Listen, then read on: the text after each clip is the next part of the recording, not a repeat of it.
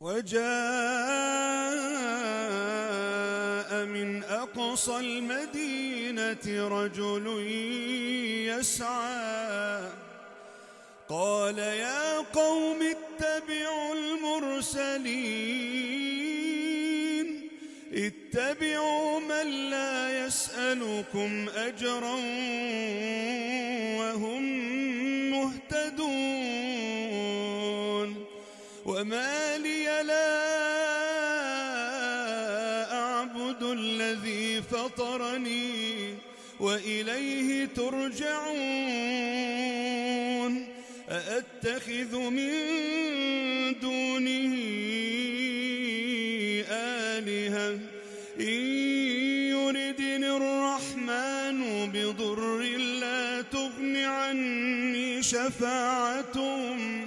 لا تغن عني شفاعتهم شيئا ولا ينقذون إني إذا لفي ضلال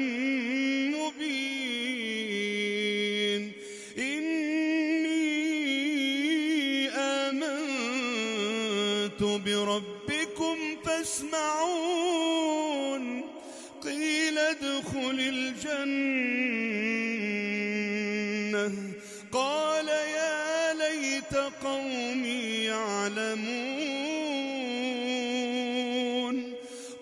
يا ليت قومي يعلمون بما غفر لي ربي وجعلني من المكرمين وما أنزلنا على قومه من بعده من جند من السماء وما كنا منزلين إن كانت إلا صيحة واحدة فإذا هم خامدون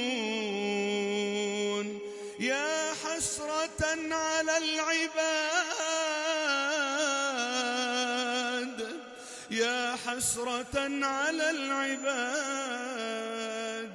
ما يأتيهم من رسول إلا كانوا به يستهزئون ألم يروا كم أهلكنا قبلهم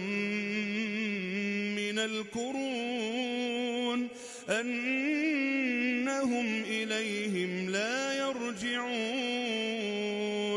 وإن كل لما جميع لدينا محضرون وآية لهم الأرض الميتة أحييناها وأخرجنا منها حبا فمنه يأكلون وجعلنا فيها جنات من نخيل وأعناب وفجرنا فيها من العيون ليأكلوا من ثمره وما عملته أيديهم أفلا يشكرون سبحان الذي خلق الأزواج كلها مما تنبت الأرض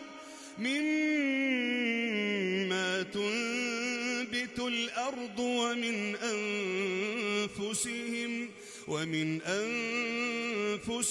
ومما لا يعلمون وآية لهم الليل نسلخ منه النهار فإذا هم مظلمون والشمس تجري لمستقر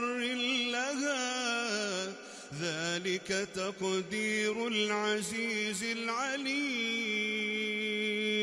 والقمر قدرناه وقدرناه منازل حتى عاد كالعرجون القديم لا الشمس ينبغي لها أن تدرك القمر ولا الليل سابق النهار